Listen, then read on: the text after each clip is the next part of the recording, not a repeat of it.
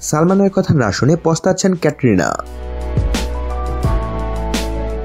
সবাইকে গল্প কথা ইউটিউব চ্যানেলে স্বাগতম। আমাদের চ্যানেলে সাবস্ক্রাইব করেছেন কি? বলিউডের অজানা সব নিউজ আপডেট পেতে সাবস্ক্রাইব লেখার উপর ও বেল বাটনে প্রেস করুন।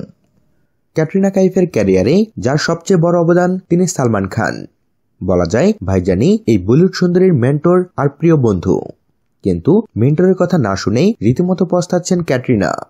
পরপর দুটো ছবি ফ্লপের ধাক্কা সামলাতে হচ্ছে তাকে। থাগস অফ হিন্দুস্তান এবং জিরো দুটোই বিগ বাজেটের ছবি, আর এই ছবি দুটোতে নামি দামি তারকারা আছেন। কিন্তু তা সত্ত্বেও ছবি দুটি বক্স অফিসে মুখ থুবড়ে পড়েছে। এই ছবি দুটি করতে সালমান খান নাকি তার বান্ধবী ক্যাটরিনাকে বারবার নিষেধ করেছিলেন, কারণ বলিউডের সুলতানের মনে হয়েছিল থাগস অফ হিন্দুস্তান ছবিতে ক্যাটরিনার চরিত্রটা তেমন উল্লেখযোগ্য নয়, আর এই দুটো ছবিতেই তার চরিত্র খুব ছোট। কিন্তু সালমানের কথা কানে তোলেননি ক্যাটরিনা। ভাইজান আগেই বুঝেছিলেন ছবি দুটি ক্যাটরিনার ক্যারিয়ারের জন্য তেমন লাভজনক হবে না।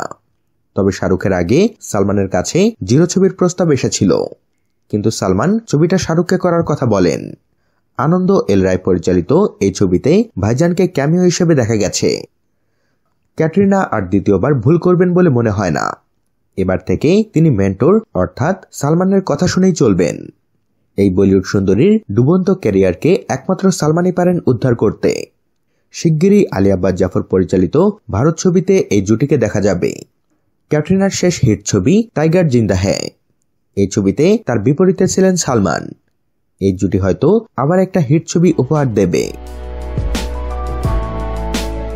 সো ভিউয়ার্স, এ বিষয়ে আপনাদের মতামত জানিয়ে দিন আমাদের কমেন্ট বক্সে। সবশেষে ভিডিওটিতে লাইক ও শেয়ার দিয়ে আমাদের সাথে থাকুন। ধন্যবাদ।